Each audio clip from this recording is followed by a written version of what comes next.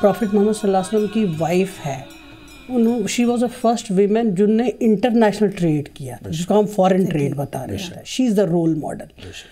یہ مجھے چونکہ 20 سال سے میں کام کر رہی ہوں ویمن ایجوکیشن پہ, کچھ مجھے روشن پہلو بھی ملے, کچھ مجھے نیگیٹو پہلو بھی ملے. اس میں ہم بلیم نہیں کر سکتے حکومتوں کو, اسلامک لیڈرشپ کو. شاید کہیں نہ کہیں ویمن کو ہر مذہب میں اس کو ڈسکرمنیٹ کیا جاتا ہے, اس کو لیسر اپرچونٹی دی جاتی ہے.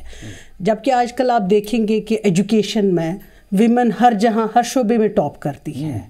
اگر اس کو وہ راستہ دیا جائے تو she can do the excel. میں آپ کو ایک ایگزامپل 2 خواتین کی, دوز ہو ہیو بین مطلب انٹرپرینر. ایک ڈاکٹر فیروز صاحبہ ہے, فیروزہ صاحبہ. شی was the all India Hajj committee کی وائس پرنسپل ہے. بہت سمے پہلے 10 سال 12 سال پہلے میں جے پور گئی ایک بار, ان نے ایک مہیلا گرامین بینک کھولا ہے. اس میں کتنے سارے ویمنس کا جو سیونگ ہے.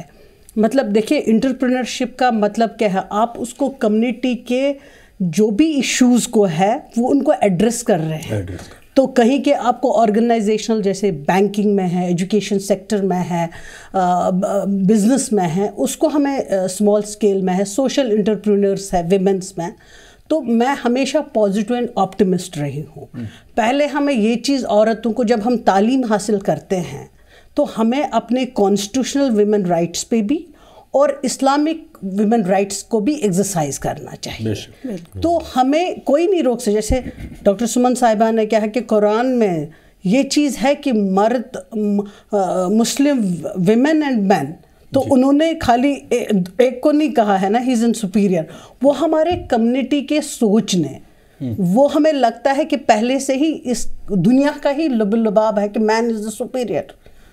تو اس کے لیے اسٹرگل کرنے کی ضرورت بھی نہیں ہے. ہماری جو پہلی خواتین تھی کافی عرصے پہلے, doctor Fatima was, she establish the university ان دا موراکو. تو ان کا کنٹریبیوشن تھا, جبکہ ایجوکیشنل انسٹیٹیوشن کا کوئی بھی کانسیپٹ نہیں تھا. سیکنڈ, ایک عورت ہے جن کو میں نے ایز اے کامیاب بزنس ویمن دیکھا, and she has given the employability for the 5000 womens. تو ان کا نام ہے doctor Naveera Sheikh. She was the business woman as well as the social entrepreneur. ان نے ساؤتھ میں کافی بڑا انسٹیٹیوشن کھولا,